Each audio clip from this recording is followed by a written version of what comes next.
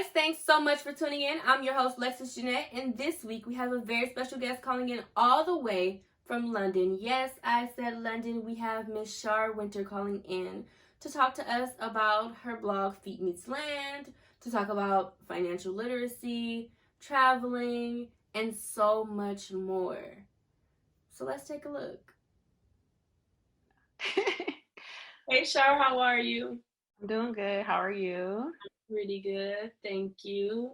So I want to thank you for being here. I have been wanting you on the show since I saw a post that you wrote on Facebook about a journey that you have been on for a while now. So thank you for being here. Thanks for inviting me. No problem. So the first thing that we do whenever we have someone on the show is play a quick game, but today it's going to be a little bit different. Okay. I'm going to ask you to share with us one of your favorite quotes and tell us why it's your favorite quote, if you can think of one. Oh wow, I have so many quotes. So I actually, uh, let me think. What's my ultimate favorite one? Oh, so one of the ones that I like the most, um, it's like be kind. Everyone you know is fighting a battle you know nothing about. And I like that quote because I think sometimes with the hustle and bustle of every day, we kind of just forget, like, we take everything personal when really sometimes somebody just having a bad day. Like, you don't know what they're dealing with back home. So just be kind. That's probably one of my favorite ones. Yeah. That's a really good one, and that's something that I'm working on. Not necessarily being kind because I'm typically a kind person, but not taking things personal. Right, every Yeah. time someone offends me, That's it's not not- always, yeah, it's not always like a, oh, let me do this to Lexus because of this kind of. Yes. People have so much going on in their lives. You have no idea. So, um, and it was, it's another quote that I like, and it's like, what is it? Talent beats. Oh, hard work beats talent. Hard work beats talent when talent fails to work hard. So you ever know people who are like mad talented, but they don't use it? It's like, well. So it's like kind of reminding me like to really never stop going after the things that I want. Because regardless of how talented you are, if you're not willing to work for something, you're not going to get what you need. So yeah, that's the other one. But yeah, I have a ton of quotes. I don't know why I'm like drawing a blank right now. But those were two good ones. Those were two really good ones. I'm an indecisive person, so we would have been here all day if you were like, Lexus, that was good. Yeah. So you are in London right now, right? Yes. You're originally from Detroit. Yes. That's Yes. where I met your mom and grew up with your mom. Yep. And And so I remember I was supposed to go to Belize and you donated for me to travel abroad. And you told me to, like, go. If you can go, go. yeah. Right. And then I Yeah. said, oh, go ahead. Sorry, what were you saying? Oh, no, I was going to say, then fast forward to more recently, I saw your post and I was like, we have to talk about this. Like, this is great Mhm. because this is kind of a place where I'm in my life where I want to do things that make me happy and really just put myself in the best position possible. So can you tell me a little bit more about your journey, particularly about like financial literacy and traveling and like where you are right now? Yeah. So I guess where do I start? So grew up in Detroit, and then we moved to Southfield when I was about 10. And at that time, my mom was a single mom, so like it was like from a young age I realized how like important it was to be financially independent because you just realize like a single mom trying to take care of both her children and it's expensive. So I was super motivated to like get a lot of scholarships and pay for school myself so that I could have like financially independence and not have to rely on other sources. So that kind of kicked my financial journey. Was just as a child, like my mom was in school when I was younger and like knowing how expensive college was and all these things. So by the time I got to college, I started to pay for other things like through internships. And one of the things I want to say about like my financial journey is, you really, it's like opportunities create other opportunities. And so those those internships and those scholarships positioned me really well when I finally went to the workplace because I had kind of already had work experience. I was able to secure a really good job out of grad school And I had that job for like 10 years. So, I was able to, for me, it was really important to not only like invest in like retirement and all that stuff, but invest in myself, which is something I didn't start doing until later on. But, a big milestone for me was I saved up, I started this like journey of coming up with the, like I called it a quit fund because I'm looking at the way society works. I'm like, do I really want to wait till I'm 60 something to retire? Do I really want to wait until retirement to start traveling? And so, in addition to like saving towards my travel budget, I started saving towards a quit fund because I'm like, even if it's just a year that I take off or whatever, there's certain things that I want to do that I don't want to wait until I'm 60 something years old.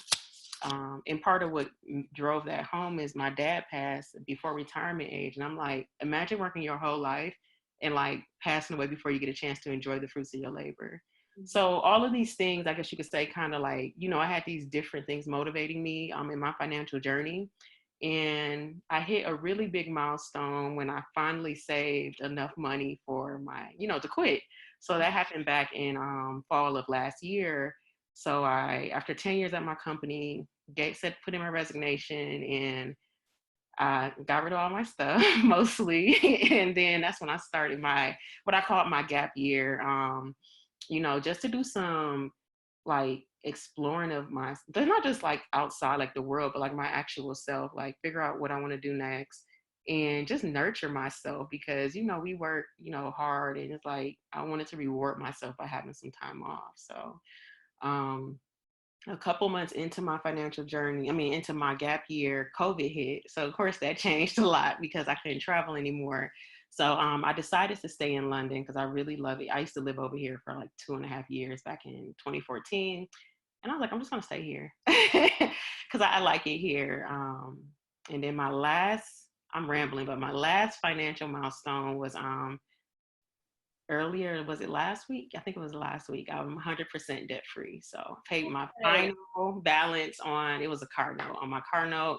And it just felt really good because, growing up in a situation where, like your family or your mom's on public assistance, and to be able to get to this point is like super important for me. So, yeah. Yeah, that's definitely a big deal. Definitely a place where I'm trying to be.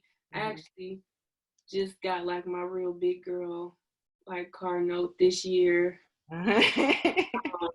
But I think that's awesome. So you mentioned traveling, you mentioned your journey. Tell me the best place that you've traveled to. Oh, that's a hard question because there's so many. I've had really good luck. So I've been to over 50 countries, but I have lived in only US and the UK, in London.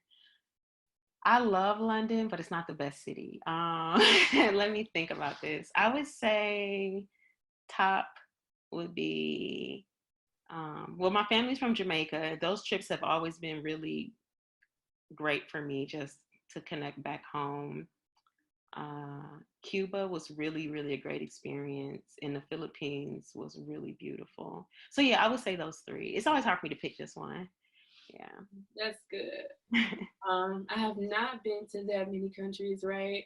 But I have traveled. I think one of the most beautiful places that I have been. I did see a lot of great things. Of course, when I was in China, it was very beautiful. A lot of pretty things to see, but my absolute favorite place, and we talked about it, was New Orleans.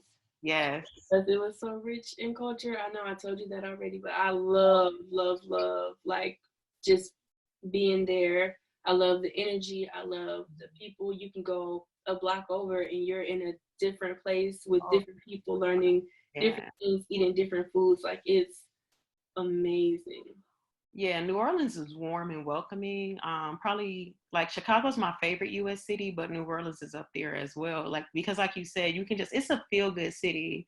I remember we went for Essence Fest maybe back in like 2009 or 10. I'm aging myself right now. But pretty much New Orleans is like, you can definitely have a good time. Like, so yeah. Actually, I haven't been back in years. I need to go back. Yeah, my first Essence Fest was summer 2018, and my mom actually flew down because I was staying there at the Tulane Medical Student Housing. So Hmm. her and my aunts, they all came down, and we went to the Essence Fest. And of course, my cousin, she went to Xavier there. She just graduated, so Oh, nice. yeah, pretty cool.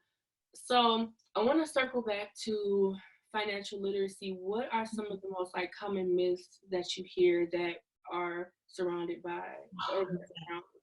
It's so much. So, one thing in our community is that not only is it not taught, but the myths that are out there are like damaging for us. So, one big myth is like people who are afraid to have bad credit who never build their credit at all. So, they never get credit cards.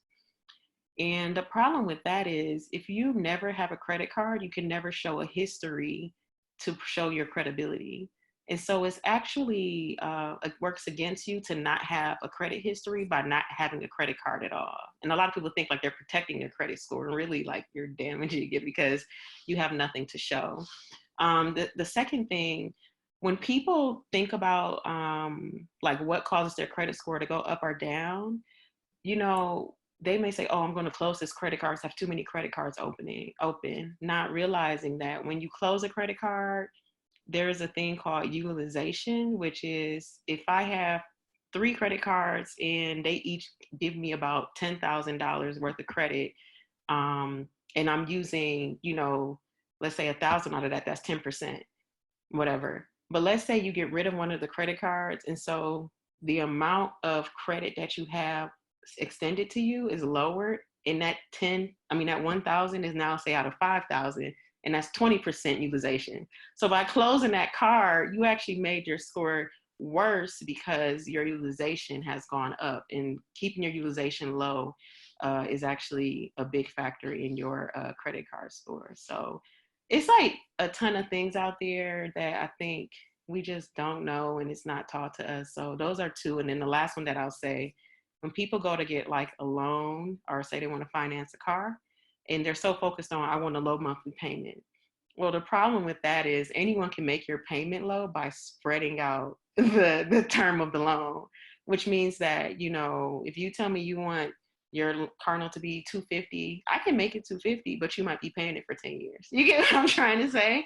So it's important for us to look at the big picture and look at all the terms and look at how much you're actually paying when you are getting credit, you're trying to finance things. So I know I kind of brushed over that really quick, but happy to talk to anybody offline if they have questions. But those are just like the three that I would say are like really big myths or misunderstandings amongst different communities in regards to like understanding finance and interest and loans and things like that and credit.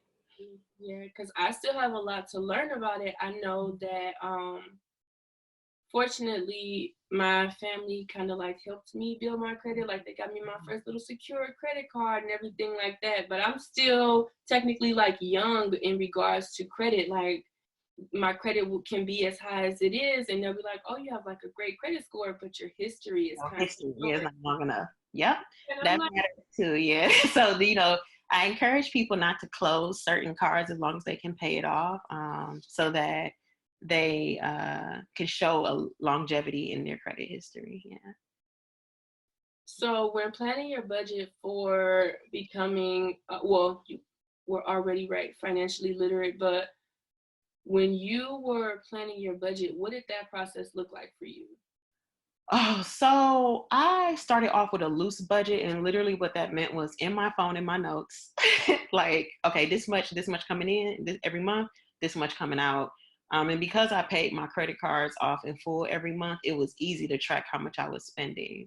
So that's another tip is like, if you can try to get those credit cards paid in full each month, because it also helps with budgeting. So you actually truly know how much is coming in and out.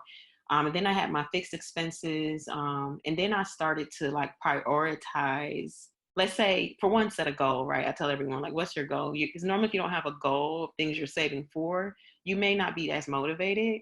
And like me wanting to quit and have financial freedom was like a super, that was an easy goal. So I started off with, I needed an emergency fund. I needed my quit fund.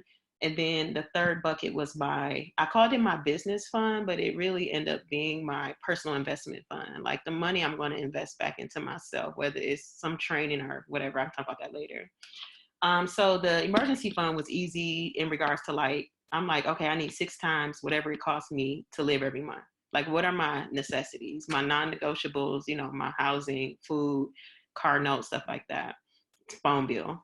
And then, so that took that cost, or how much that cost and multiplied by 6. And that was like the budget for my emergency fund. Then I went to my gap year. I wanted a really comfortable gap year. Like I didn't want to be out here struggling.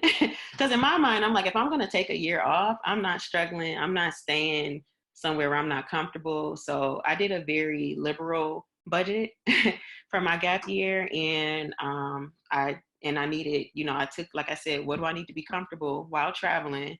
Also thinking about the cost of flights and things like that for 12 months. So that was the second bucket. And then that last piece was my personal investment fund. That was the equivalent of my emergency fund. So it was my expenses times 6. Yeah. And so by the end, and it took me a while. I mean, this wasn't any overnight thing, but I finally got to a point where I had saved for across those 3 buckets, 6 figures. But I've been saving for a long time. It wasn't like overnight. So I don't say that to like stunt. I'm saying it like I wanted to be comfortable. I had to go. I had to make a lot of, when I say sacrifices, like for example, instead of living in like a really nice 2-bedroom, I got a studio. You know what I mean? Like it's like you make sacrifices, because I had a bigger goal at the end. Instead of getting a brand new Lexus RX 350 that I wanted, I got a used Jeep Cherokee. So I made like tweaks to my lifestyle, but all of that I was able to do because I had this end goal where I'm like, all right, you might not be driving the Lexus that you want, but you are going to be able to not have to go to work for a whole year, so it's like easy motivation. So yeah, but that process of anytime I got extra money, and what I mean by that is like bonuses at work. I never get money back on taxes, but if I would have gotten money back on taxes, those are the type of things where I had my monthly budget that I had to contribute to meet these goals, and then I also would put extra money in whenever I got unexpected cash, which isn't often, but it happens every now and then. I'm sitting here trying to think of a budget for myself. I'm not there yet, but I could use a year off of work. Yeah, yeah. Oh, it's been the best experience. Like even with the crazy part is even with COVID, it's been amazing. Just to have time off, to not have to stress, respond to emails, sit in meetings I don't want to be in, and then just invest in myself. Like it's been really good. Yeah, so I have 2 questions, I guess. So the first question is, with COVID happening during your gap year, are you going to extend your gap year, or are you still on your 12-month journey? Oh, I am absolutely extending. I've already revised my budget because I'm not traveling. Some of the money that I normally would have been using to travel, like I can, use that for later months. So I'm not shorting myself at all. I'm getting my full year in. So as long as this goes, as long as I'm going to extend out. So now I think I'm into like almost 2021 now, because it's been 8 weeks over here in the UK. Yeah, about 8 to 9 weeks. Yeah, I'm definitely extending. I mean, of course I have a stopping point because my budget will only, allow for so much extension, but it is getting extended. Okay, good. That's good to hear. Yeah. So my next question for you is, you mentioned, investing in and pouring into yourself. And so what kind of things have you been doing to do that and actually stick to that? Oh, so, and I didn't think about this until my gap year started. It started off as what I called a business fund, because in my mind, I said, in case you ever want to start a business, at least have some type of cash that you can, pull on to get things started. And then as I started my gap year, I was like, well, I need money for my website, because I started my own blog. I started a travel and inspiration blog, Feet Meets Land. And I invested in a course. So that was the first thing to help me just get through the blogging process, because I was brand new to the space. And like, there's a ton of information online, but in my mind, I'm like, all right, I could spend hours my own filtering through the tons of information online, because it's so much that it's actually overwhelming.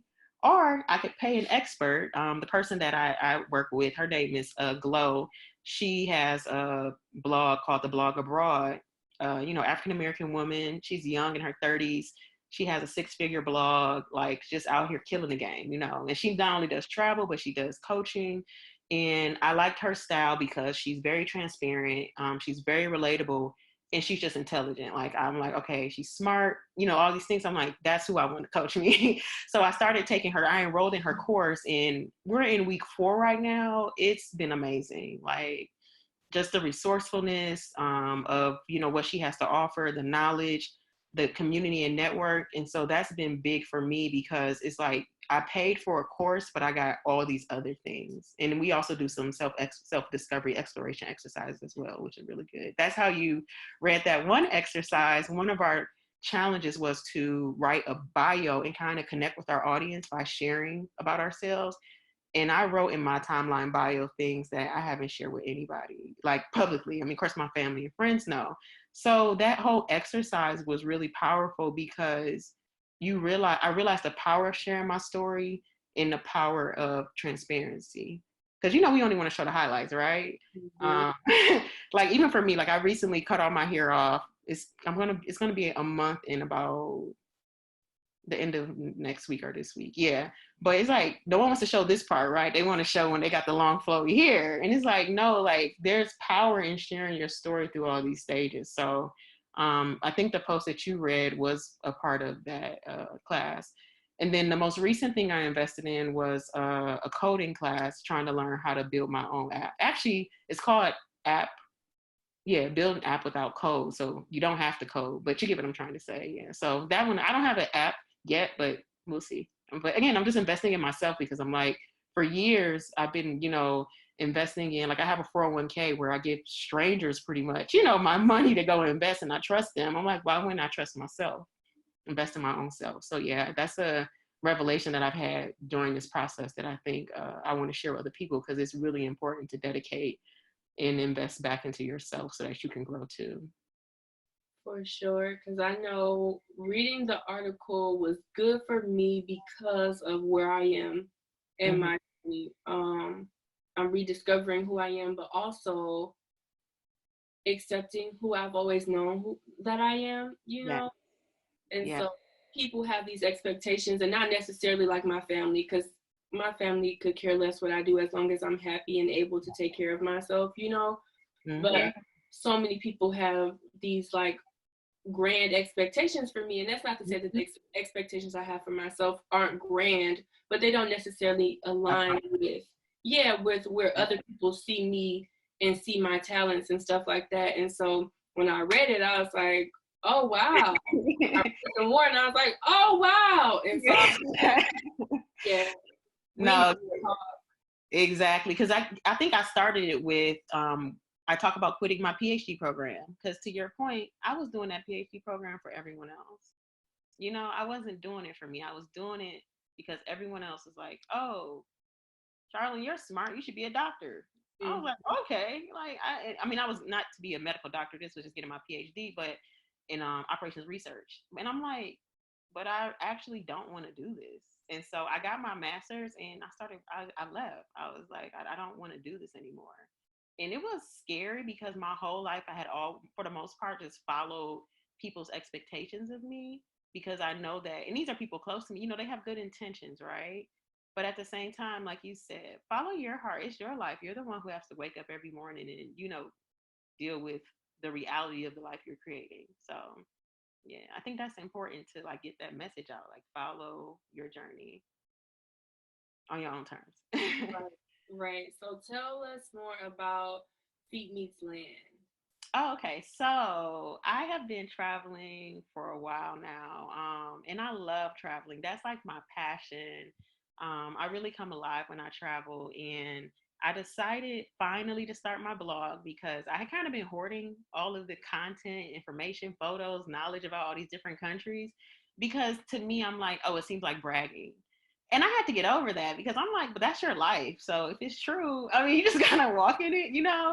And it's like, because we're in a society where like you don't want to be that person, like that guy, like, but I'm like, but I love travel, and I'm finally getting to a point where I'm like comfortable like sharing my experiences, because not only do I like learn a lot just about the world, because you really cannot trust what you see on TV. Like you really have to go out there and experience the world on your own. But two, you kind of just like owe it to yourself, because when I travel, that's my like place of solace. Like I'm relaxing, like I'm in the moment, living in the moment. And so Feet Meets Land, I came up with the name because Feet Meets Land kind of describes like that moment when you touch down somewhere new. Like when you land and you just like, yo, I'm here. So the name to me just symbolizes like that moment of excitement when you finally get to your destination and touch down, and you're like, just curious, right? Like you have no idea how the trip's gonna go. And I just have really amazing travel luck. So knock on wood, like I don't want to ever lose that. But I have great travel luck. So I've had some really, really good experiences and just met some amazing people. I always say like no matter where in the world I go, I'm covered. Cause like I just meet amazing people. I could be in the middle of nowhere and like if there's one other amazing person, I'm going to meet them. So yeah, it's that's how I started the blog, and that was last month or 2 months ago. And so now what I'm trying to do is think about how to make a living, not necessarily through the travel blog, but in some space like in the hospitality space, like as a consultant or something like that. Wow, that would be really cool. Oh yeah, get paid to travel. I know on Facebook I shared, ooh, it's been almost a year. I shared that I got flown out to Chicago for an interview. I'm not sure if you saw it, but I got flown out for an interview in Chicago. It was an 8-hour long interview. And Oh, yeah, I got the job the next day. I know I applied in April, got an interview in June. awesome. Congrats. Thanks. And so it was to be a flight attendant, right? Something completely like unexpected. I never thought that that's something that I would be doing. But Yeah. I'm like, I'm young. I, don't have any children. Like I have nothing but like time. So why not have that opportunity where I can not only like, help people while they're traveling and stuff like that, but also I get some cool benefits as well. Like I can travel, my mom can travel, I can see the world and be in these different places. And COVID kind of knocked off my travel journey as well, because my training has been cut Okay. until next year, so that'll be like a year and a half. But you do learn a lot without having traveled yet. As a flight attendant, I did learn a lot about traveling and about the world and kind of like about the ins and out and how things work. So that would be cool to actually be able to like know someone who is like a consultant and does help people with that, because it's amazing. Like traveling, it can be a breath of fresh air for sure. And you learn so much, and you do learn a lot about yourself and like where you belong, Oh, where you fit in. you learn so much about yourself. I think that's one of the best parts. So solo travel is one of my favorite things to do. And like I will literally get on a plane and go somewhere by myself. And like Aaron was like, "You never bored?" I'm like, "Not really." But I like being around myself. So I mean, it's like I find things to do, and I still talk to my friends and everything. And then I actually meet more people when I travel alone than when I travel with someone. So that's also like a little travel tip I would say, is to be open to traveling solo. You don't have to go far, but just people, like I said, one travel myth people have is like, oh, solo travel is boring, and I'm like, it's quite liberating. Actually, you're on your own schedule. You can do whatever you want to do. So I was just about to ask you, like, do you have any travel tips or any more financial literacy tips or any more transparency tips for anybody else who is trying to step into a more transparent phase in their life? Yeah, I think for the transparency piece is there's like a lot of power in owning your story and sharing it. It's not just to connect with other people, but you'd be surprised who you inspire. Someone could be struggling, and like just seeing you get through a certain journey can help somebody else. So it's important to share. For the that's transparency. I guess for financial literacy, just be dedicated to it. There's this quote that says like, anything that you're not willing to sacrifice for, you're not ready to receive. So like people sit here and they want all these nice things, but like, do you have the discipline to actually sacrifice what you need to receive that gift or whatever you want. So I think that's important, is to be real with yourself and to set realistic expectations. Because when I had that budget or whatever, like I said, it took me years to get to hit my goal, but I hit it. It wasn't overnight. And then the last one, just in relation to like travel tips, I think to be flexible, that has helped me with like have some very surprising and amazing experiences. So when I came over here back in October, was it October? I don't remember the time, but I got a flight deal because I'm flexible and I'm open, right? Like, I always track flight because I use Google flights to just do random searches. There was a flight deal from London to Sweden, but it was to Gothenburg. I never heard of this place for $13 US. I swear to God, round trip.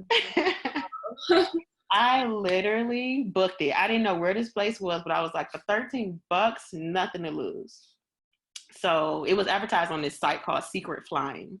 They show like flight deals and stuff like that.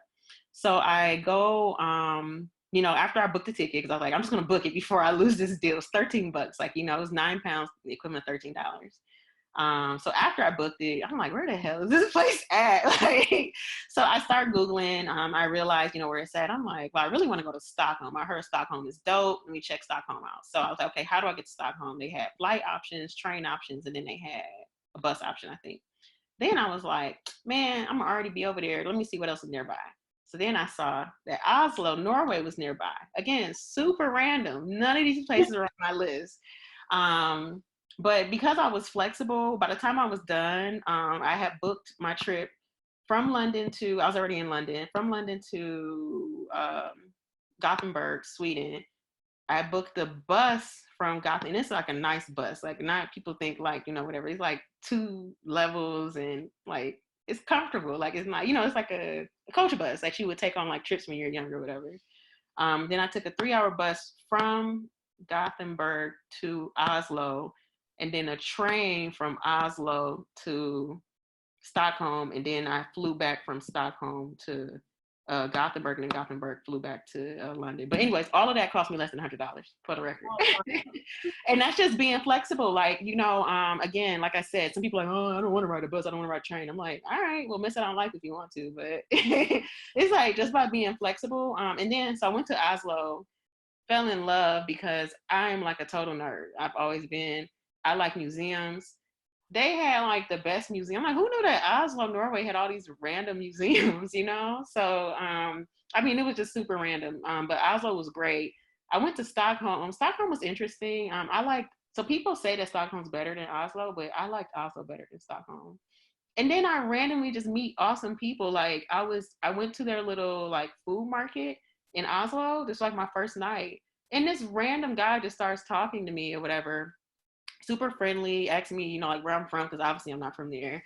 And like gives me a whole tour the next day for free, like just because, like just a friendly person. Like, like, and I'm like, just you meet these strangers who are just like kind people. I know it seems naive or whatever, but some people are actually just genuine. You do have to be careful traveling.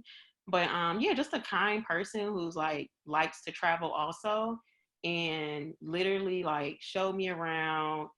Even like we went out to dinner, we did all this stuff, and it's like total stranger. I'm like, who's that nice?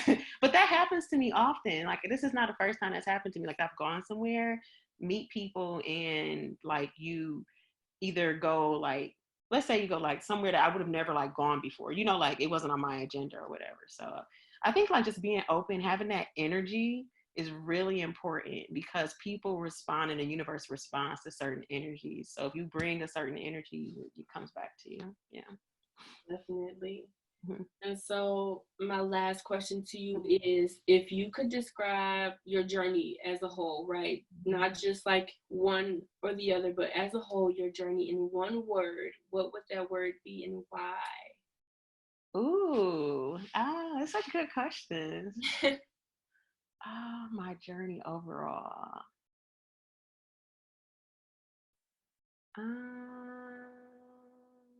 I'm trying to think of a good one word. Well, the first word that came to mind was liberating. So I'm gonna go with that.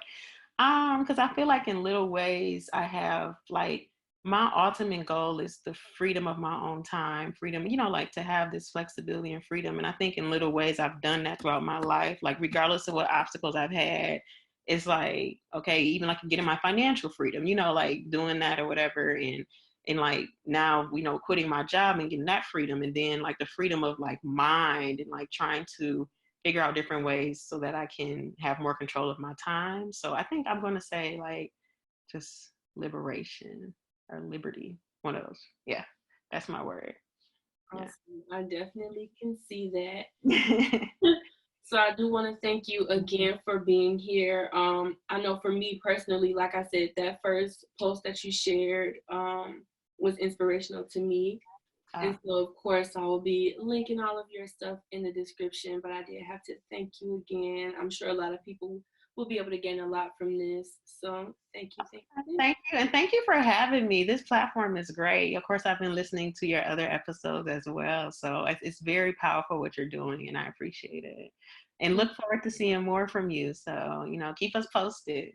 I definitely will, and I really appreciate the support. Like, my goal is for each episode to be better than the last, and for me to just become more comfortable and find the best way I can to allow other people to really share, like, their message and what they have to say. So exactly, yeah, and that's something I think, like, as women or whatever, is really important for us, is like to control the narrative of our stories. So, like I said, this platform is amazing. So, thanks for the opportunity. Well, thank you for being here. Yes. I will catch up with you after this. Okay. All right. So before we jump into our complexity chat, I do just want to say that if any of you guys have any questions about any of the things that Shar and I discussed, please feel free to reach out to either of us, as we would love to hear from you guys. And so to move into our complexity chat this week, we are going to do something a little bit different. Just as I asked Shar to share her favorite quote and why, I want you guys to share your favorite quote and why, and then I'll share my favorite quote and why on the Complexity Instagram page. I'm your host, Lexus Jeanette. Thanks so much for tuning in. I'll see you guys next Tuesday. I would like to get to know if I could be the kind of girl that you could be down for. 'Cause when